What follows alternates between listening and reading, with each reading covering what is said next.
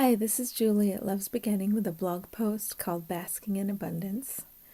And before I get started, I just wanted to note that I find, what do I want to say, a blasting a part of routine.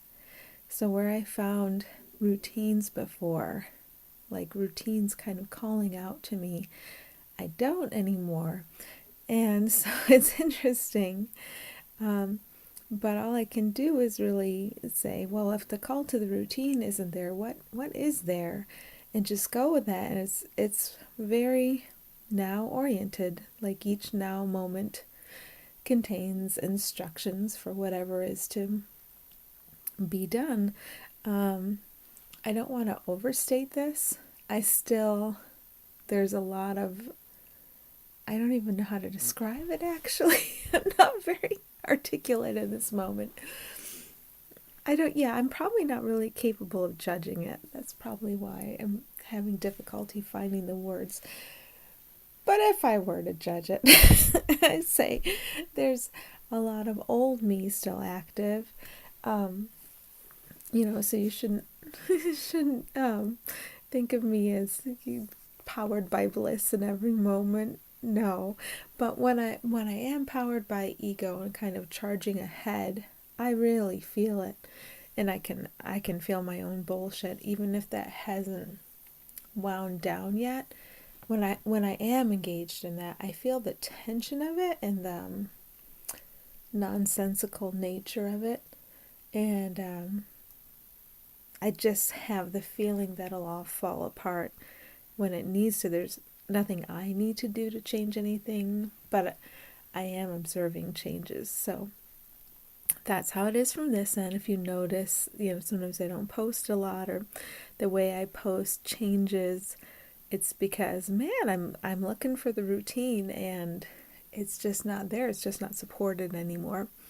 So that's interesting, Sometimes I think, my gosh, am I even going to give up the blog? I've just not even thought about it. And honestly, I don't know. I just never know. But when I feel the call to it, here I am. Okay, so this is Basking in Abundance. If you find lack in any other, you are finding lack within yourself, but trying to escape from it by seeing it as outside of yourself. Whenever you believe that lack in another is very real, remind yourself, I am the one who needs help. You can also ask us to prove abundance to you. Challenge us. Prove to me that there is abundance within this one. Help me see it. When you are able to acknowledge that you feel lack within, you may attempt to fix this lack by changing form. You may feel that there is some relief to be had by going to work on form, by changing the form from this to that. We point out here that in changing form from this to that, you are changing from illusion to illusion. Relying upon illusion for stability means that you will feel anguish and deep insecurity. Those feelings are your alerts that you are leaning on instability, asking it to be stable. Form is not stable and cannot provide happiness, no matter how much it seems that it can. Think about form pleasing you. You may feel approval. You may feel satisfaction. This is all conditional. There is no stability here. You are accustomed to thinking that approval and satisfaction are happiness, so you go chasing after those states. You manipulate form in order to achieve those states. Approval and satisfaction are not happiness, and happiness is never about form. It may seem to be about form, but it never is.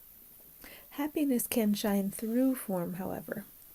Being in touch with your essential nature, which has nothing at all to do with physicality, that can communicate through form.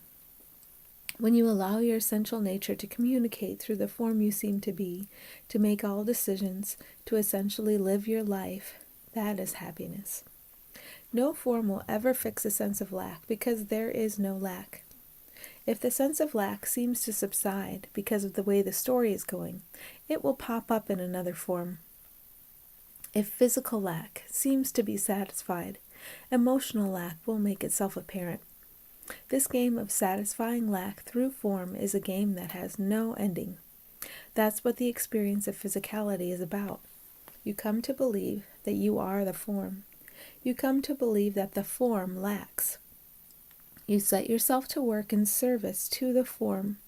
Your job becomes to satisfy the lacks, and you do this over and over and over again.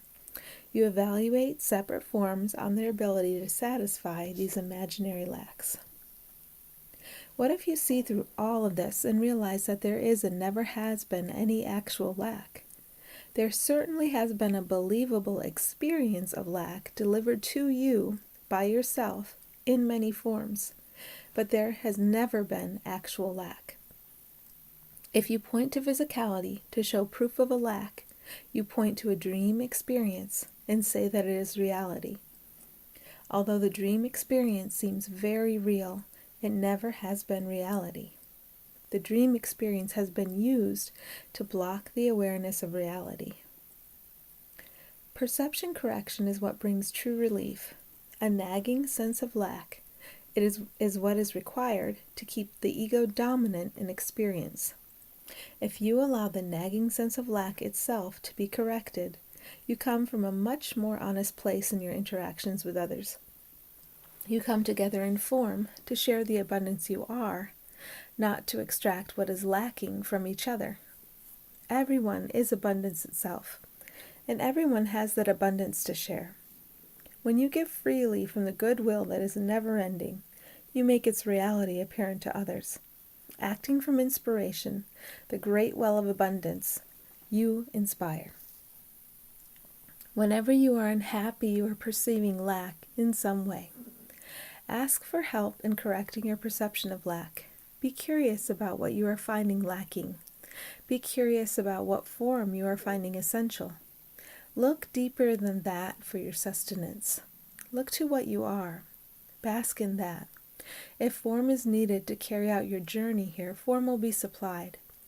Allow the dream to be run by who you truly are. Who you truly are knows you need nothing at all from the world of form, but it will arrange time and space so you can best share this abundance and to see it within all you meet. We thank you for taking this time with us, basking in the light of the abundance you are, that you may share it in every moment of your day, with every action and with every thought.